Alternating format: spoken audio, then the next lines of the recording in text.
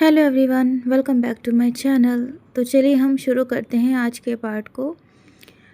Bride of second Prince के last part में हमने देखा था कि लान कोरन जो कि अचानक से आ गए थे, वो विंग से नाराज़ हो गए थे क्योंकि विंग ने उन्हें जवाब दे दिया था।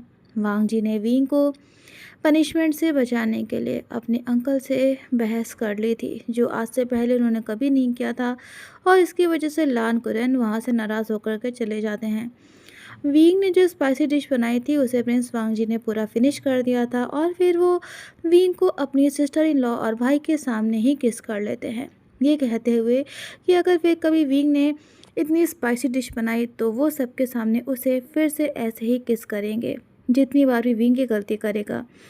विंग तो बिल्कुल स्टंट रह गया था प्रिंस वांग जी के इस हरकत से। उसने कभी नहीं सोचा था कि प्रिंस वांग जी उसके साथ ऐसा करेंगे, क्योंकि उनकी तो शुरुआत से लड़ाई हो रही थी। ये शिवो को काफ़ी एक्साइटमेंट हो रही थी। वो वांग जी और विंग को किस करते हुए देखकर अपने हस्बैंड लाशीचंद के कान के पास गई और बोली, हस्बैंड फाइनली फाइनली हमारा वांग जी कुछ इमोशंस शो करने लगा है, लगने लगा है कि ये प्यार को समझता है, लेकिन आपने कभी मुझे ऐसे किस नहीं किया। ये सुनते ही लाशीचंद फ्लिंच हो गए। उन्होंने देखा ये शिवो के फेस पर शरारत भरी स्माइल थी।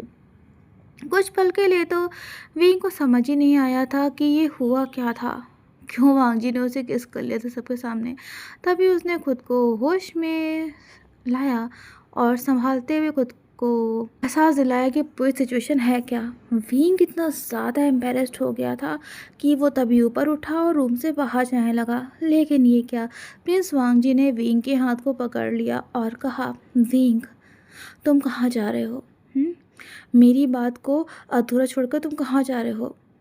उन्हें कोई परवाह नहीं थी कि उनके भाई और भाभी वहीं पर खड़े हुए हैं। विंग का फेस पूरा रेड हो गया था, शर्म से, एम्बेरसमेंट से। वो कहता है, हस्बैंड मेरा मेरा हाथ छोड़िए, मुझे जाने दीजिए। लेकिन प्रिंस वांग जी ने विंग का हाथ नहीं छोड़ा, बल्कि उसे अपने करीब खींच लिया, और इसकी वजह से विंग के पैर लड़खड़ा गए और वो सीधा जाकर प्रिंस वांग जी के बाहों में गिर गया। विंग कुछ बोलता, क्योंकि वो बहुत ज़्यादा एम्बेरस्ड हो गया था। उससे पहले ये शिवू कहती है, वाह मेरे देवर जी, आज तक तो मैंने तुम्हें इस तरह कभी करते हुए नहीं देखा। तुम हमेशा सिर्फ वॉर की बातें करते थे, या सोर्ड्स प्रैक्टिस, या आर्करी प्रैक्टिस। कभी मैं तुम्हें नहीं देखा कि तुम किसी पर्सन के को ऐसे मतलब करते हो। हाँ, अच्छी बात है, तुम्हारा लाइफ पार्टनर है, लगता है तुम्हें हमारे वेवोशन से प्यार हो गया है। खैर, हमारा वेवोशन है ही इतना क्यूट, जो उसने हमारे देवर के अंदर इमोशंस को जगा दिया है, जो बिल्कुल ठंडे पड़े हुए थे। तभी वांग जी ने ये शिवो की बात को सुनते ही विंग को अपने से दूर पुश कर दिया और कहा, ऐसा नहीं है सिस्टर इन लॉ, अभी अभी मुझे विंग वे वुशियन को लैंड किंगडम के रूल्स एंड रेगुलेशंस सिखाने हैं, ताकि आगे से फिर से वे वुशियन कोई ऐसी गलती ना करे। मैं एक और बार किसी के सामने एम्बेरस नहीं होना चाहता हूँ। विंग वांग जी की बातें सुन रहा था, और वांग जी से एक अनजाने में गलती हो गई थी। उसने विंग को अपने से थोड़ा तेज़ पुश कर दिया था, और इस वजह से विंग की पीठ में ज़ोर की चोट लगती है। लेकिन विंग ने कुछ कहा नहीं था। लाशीचंद कहते हैं, वांग जी अंकल कितना ज़्यादा नाराज़ होकर के गए हैं, अब तुम कैसे उनको फेस करोगे? और तुम तो अंकल का गुस्सा जानते हो ना, अगर फादर को इस बारे में पता चला तो वो इस बात से बिल्कुल भी खुश नहीं होंगे, क्योंकि आज से पहले कभी तुमने ऐसे बिहेव नहीं किया है। तभी विंग कहता है, गागा लेकिन गलती इसमें आपके अंकल की ही थी, उन्होंने ही मुझे प्रवोक किया था, उन्होंने भी तो मुझे ऐसे बोला। तभी वांग जी ने विंग से तेज आवाज में कहा, वे वुशियान चुप हो जाओ, मत भूलो कि तुम लैंड किंगडम की ब्राइड हो, तुम्हें यहाँ पर सबको रिस्पेक्ट करनी ही होगी। अंकल सीनियर हैं, हमारे एल्डर हैं, तुम उन्हें ऐसे डिसरिस्पेक्ट नहीं कर सकते हो। ये शिवू बात को संभालने की कोशिश कर रही थी और लाशीचंद भी ये करना चाहे थे, लेकिन लाशीचंद ने ये शिवू को मना कर दिया था क्योंकि ये हस्बैंड और वाइफ के बीच का मैटर था और वो नहीं चाहते थे कि उनके ये शिवू के बोलने की वजह से बात और बढ़े। तभी विंग से रहा नहीं गया। वो कहता है, सॉरी हस्बैंड, आप बर्दाश्त करिए ये सब, लेकिन मैं इस तरह के रूल्स एंड रेगुलेशंस नहीं मानता जो किसी की आज़ादी को छीने, जो किसी को बोलने की आज़ादी ना दे। और आपके अंकल, मानता हूँ एल्डर हैं, लेकिन उन्हें भी तो देखना चाहिए ना कि वो कैसे किससे बात कर रहे हैं। आपके अंकल ने जिस तरह से मुझसे बात की थी और फिर मेरे पेरेंट्स के बारे में बोल रहे थे, मेरी जगह कोई और होता तो शायद वो कुछ ज़्यादा ही उनसे कह देता। लेकिन विंग कहता है कि मैं तो कुछ भी नहीं उनसे कहा, सिर्फ उनकी बात का जवाब दिया था। अगर आपको या आपके अंकल या इस लैंड किंगडम में किसी को भी मुझसे कोई प्रॉब्लम है तो मुझे कोई दिक्कत नहीं है आपसे अलग होने में। वैसे भी कौन सा हमारा बहुत लंबा साथ हो गया है कि कोई हमें कहेगा। आप बोल दीजिएगा कि आपकी ब्राइड सही नहीं थी, वो आपको छोड़ के चली गई। मैं नहीं चाहता कि मेरी वजह से आपको कोई कुछ कहे। इससे बेहतर है कि मैं ही यहाँ से चला जाऊँ। तभी विंग के गाल पर एक तेज़ थप्पड़ पड़ता है। ये शिवो और लाशीचंद शॉक्ड हो गए थे। लाशीचंद कहते, वांगजी, ये तुमने क्या किया है? हाँ, प्रिंस वांगजी का फेस गुस्से से भरा हुआ था। वो कहते हैं, वे वुशियन, क्या कहा तुमने? तुम्हें मुझसे अलग होने में कोई प्रॉब्लम नहीं है। क्या समझ के रखा है? मैं इस किंगडम का प्रिंस हूँ, तुम मेरी ब्राइड हो, हमारी कुछ रिस्पेक्ट है। तुम ऐसे बात करोगे मुझसे? हाँ, तुम्हें पता है यहाँ पे कि थोड़ी दूर पे सर्वेंट्स खड़े हुए हैं। तो वे वुशियन कहता है, हाँ सर्वेंट्स खड़े हैं, आपकी भी तो बातें सुन रहे हैं ना हस्बैंड। वांगजी का गुस्सा और ज़्यादा बढ़ गया था क्योंकि वे वुशियन लगातार बहस कर रहा था। वांगजी कहता है, वे वुशियन, तुम अपनी सेल्फ रिस्पेक्ट को थोड़ा सा लो नहीं कर सकते हो, लेकिन हमारे रिश्ते को तोड़ ज़रूर सकते हो। क्या तुम्हारे लिए ये सब करना इतना आसान है? शायद तुम मुझे अभी तक जान नहीं पाए हो। अगर जान गए होते तो मेरे सामने ऐसे बहस ना करते और आवाज़ ऊंची ना करते। वे वुशियन, मेरे लिए मेरी फैमिली बहुत इम्पोर्टेंट है। अगर कोई भी या किसी ने भी उन्हें डिसरिस्पेक्ट करने की कोशिश करी तो मुझसे बुरा कोई भी नहीं होगा। और वे वुशियन, तुम भी इससे अलग नहीं हो। तुम मेरे लाइफ पार्टनर हो, मेरे वाइफ हो और इस किंगडम की ब्राइड हो, लेकिन तुम्हें सबकी रिस्पेक्ट करना सीखना ही होगा। विंग ने अपने गाल पर हाथ रखा हुआ था और उसकी आंखों में गुस्सा और तकलीफ नजर आ रही थी। विंग तभी हंसा और सार्कास्टिक वे में बोला, प्रिंस वांगजी, शायद आप अभी मुझे नहीं जाने हो। मैं लेकिन विंग आगे कुछ कहे बिना ही वहाँ से चला जाता है। ये शिवू विंग को आवाज़ दे रही थी कि विंग किसी तरह से रुक जाए। वो नहीं चाह रही थी कि वांगजी और विंग के बीच की लड़ाई बढ़े, लेकिन विंग ने नहीं सुना। ये शिवू की बात का कोई रिस्पॉन्स नहीं किया और वो चलता चला गया। तभी वांगजी कहता है, प्लीज़ सिस्टर, आप मत बुलाइए वे वुशियन को। उसने गलती की है तो उसे सज़ा भी मिलनी चाहिए और मेरे साथ भी यही रूल है। अगर मैं कोई गलती करूँगा तो मैं भी सज़ा फेस करूँगा। तभी ये शिवू कहती है, वांगजी, मैं तुमसे पहले ही कहा था ना कि तुम्हें वे वुशियन को सपोर्ट करना है। उसका हमारे अलावा यहाँ पर है ही कौन? और आज तुम्हारी शादी को बस दूसरा दिन है और तुमने दूसरे दिन ही तुमने उसे थप्पड़ मार दिया। वांगजी, तुम जानते हो कि यहाँ गलती अंकल की ही थी। वांगजी, तुमने ऐसा क्यों किया? हाँ, पता नहीं वे वुशियन कहाँ चला गया होगा। ये सुनकर वांगजी कहता है, कहाँ जाएगा? कहाँ जाएगा वो? जिंगशी में ही जाएगा, जाने दीजिए उसे। उसने गलती की है, जब उसका दिमाग ठंडा होगा तो खुद उसे अपनी गलती का एहसास होगा। नहीं अगर वांगजी भी वहाँ से चला जाता है।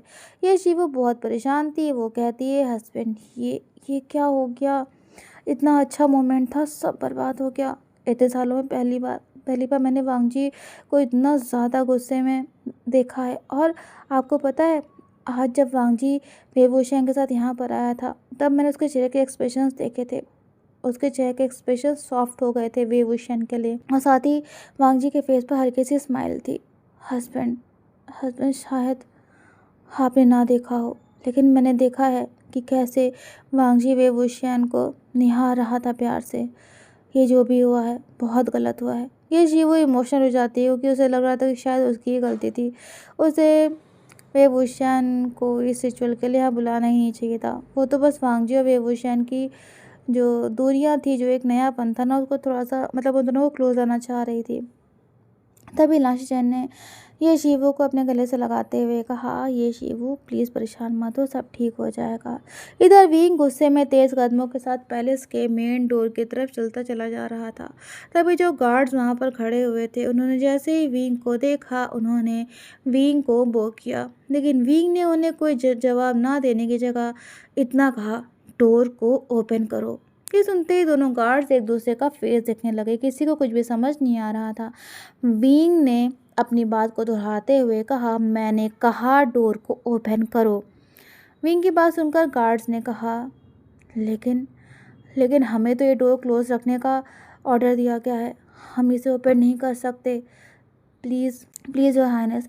तभी विंग ने एक सोर्ड जो कि गार्ड के पास थी उसे खींच लिया और उसे दूसरे गार्ड की नेक पर रखते हुए कहा, तुम मेरे आदेश को नहीं मानोगे, जितना कह रहा हूँ उतना करो, और अगर तुमने मेरी बात को अनसुना किया या मेरी बात को इग्नोर किया तो तुम्हें अपनी बात दोबारा कहने का मौका भी नहीं मिलेगा और तुम्हारे साथी को अपनी जान गंवानी पड़ सकती है इसके लिए। क्या तुम इसके लिए तैयार हो? दोनों गार्ड्स घबरा गए थे, लेकिन वो कहते हैं, प्लीज़ योर हाइनेस, आप ऐसा मत करिए, हम ही डोर ओपन नहीं कर सकते। आपको हमारी जान लेनी है, आप ले सकते हो, लेकिन हम ही डोर ओपन नहीं करेंगे। आपको नहीं पता है कि बाहर बहुत बड़ा घना जंगल है और वहाँ पे एक वाइल्ड टाइगर ने बहुत आतंक मचा रखा है, काफ़ी लोगों की उसने जान ले रखी है। विंग का गुस्सा बढ़ता ही जा रहा था क्योंकि वो गार्ड्स उसकी बात नहीं मान रहे थे। तभी उसने वो तलवार अपनी नेक पर रख ली और इसकी वजह से विंग को ना हल्का सा चोट भी लग जाती है। वो कहता है, अगर तुमने ये डोर अभी के अभी ओपन नहीं किया ना तो मेरी मौत के जिम्मेदार तुम होगे और फिर तुम जवाब देते रहना अपने प्रिंस वांगजी को। अब तो मजबूरन गार्ड्स को मेन डोर ओपन ही करना पड़ा था। विंग ने अपने कदम आगे बढ़ा दिए। वो एक असैसिन था तो उसके कदम और लोगों के कंपैरिजन में काफ़ी तेज़ थे। पैलेस के उस डोर से बाहर निकलते ही वेवूशियन ने उन गार्ड्स की तरफ देखकर हल्का सा स्माइल किया और जो सोर्ड उसने उस गार्ड से ली थी ना, उसे उनकी तरफ फेंकते हुए कहा, थैंक यू मेरी बात मानने के लिए। और कब विंग उन गार्ड्स की नज़र से ओझल हो गया, उन गार्ड्स को खुद पता नहीं चला। वांगजी इधर वेवूशियन को ढूंढने के लिए, उससे बात करने के लिए जिंगशी की तरफ अपने कदमों को बढ़ा रहा था। वो कहता है, वेवूशियन तुम्हारी हिम्मत कैसे हुई कि तुमने मेरी बात को इग्नोर किया? तुम मुझसे अलग होने की बात कह रहे थे सबके सामने। लैंड किंगडम की फ्यूचर क्वीन हो तुम, होने वाले, और मेरी ब्राइड हो। हाँ, तुम्हें अपने वर्ड्स पर कंट्रोल नहीं है, इतना ज़्यादा गुस्सा तुम्हें आता है।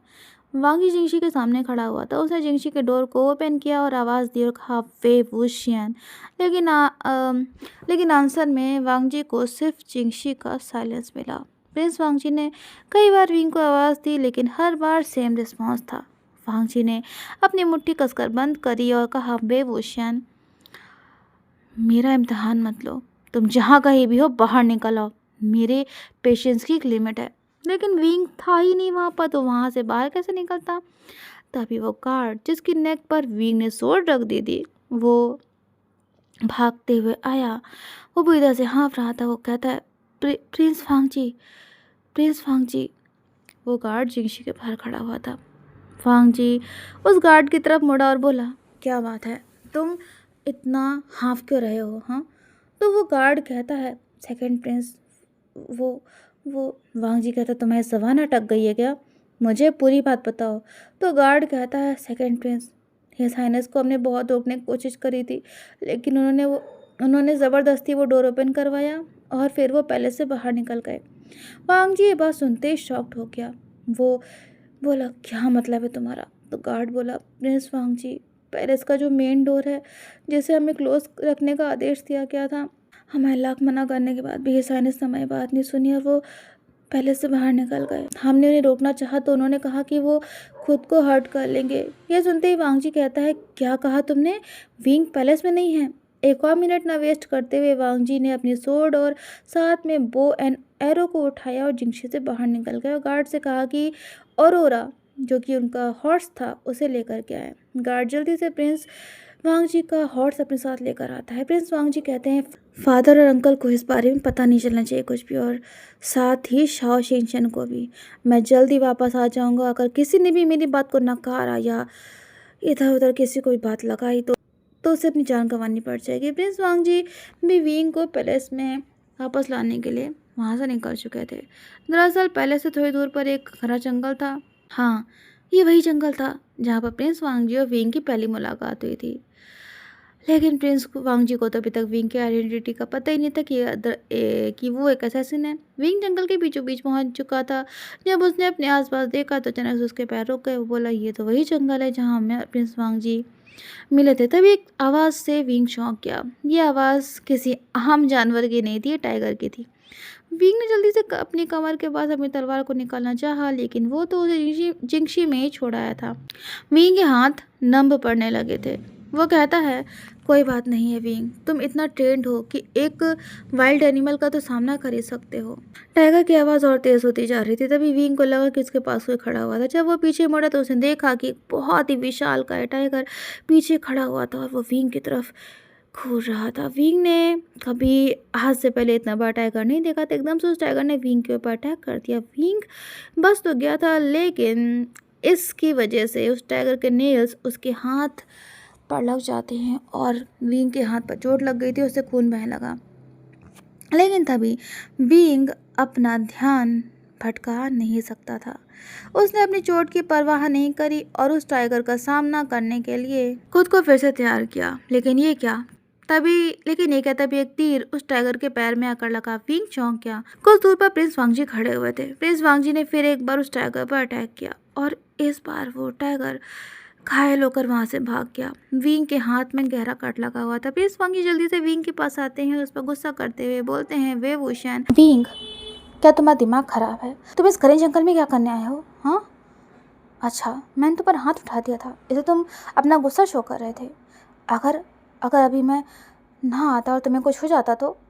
विंग ने अपने घाव पर हाथ रखते हुए कहा, प्रिंस वांगजी, आपको मेरे लिए परेशान होने की ज़रूरत नहीं है और किसी ने भी नहीं कहा था कि आप मुझे प्रोटेक्ट करो या मेरे पीछे आओ। तभी वांगजी ने विंग को अपनी तरफ किया और कहा, विंग, अभी तुमने मुझे हस्बैंड ना कहकर प्रिंस वांगजी कहकर बुलाया है। तो विंग कहता है, हस्बैंड, आपने तो मुझसे कहा था ना कि इस शादी में आपसे कोई उम्मीद ना रखूं, तो फिर अब आप क्यों मेरी इतनी फिक्र कर रहे हो? वांगजी कहता है, विंग, मैंने तुमसे कहा था ना कि तुम इस लैंड किंगडम से कहीं भी नहीं जा सकते हो। तुम मेरे लाइफ पार्टनर हो और तुम ही रहोगे। विंग, मैं तभी विंग कहता है, हस्बैंड, अगर आप हमारे रिश्ते को थोड़ा सा भी इम्पोर्टेंस देते तो आप मुझे ऐसे थप्पड़ ना मारते। और तभी एकदम से वांगजी चिल्लाया, विंग, और उसने विंग को ज़मीन पर पुश कर दिया और उसे प्रोटेक्ट करने के लिए वांगजी विंग के ऊपर आ गया। उस टाइगर ने फिर से अटैक कर दिया था। इस बार प्रिंस वांगजी के पीठ में उस टाइगर के नेल्स लग जाते हैं। वो काफ़ी घायल हो गए थे। विंग ने साइड में पड़ी वांगजी की सोट को उठाया और उससे उस वाइल्ड एनिमल का खात्मा किया। प्रिंस वांगजी बहुत ज़्यादा घायल हो गए थे, उनके शरीर से खून बहने लगा था। वो कहते हैं, विंग, प्लीज़ प्लीज़ मैं छोड़ के मत जाना, और ये कहते ही प्रिंस वांगजी बेहोश हो गए।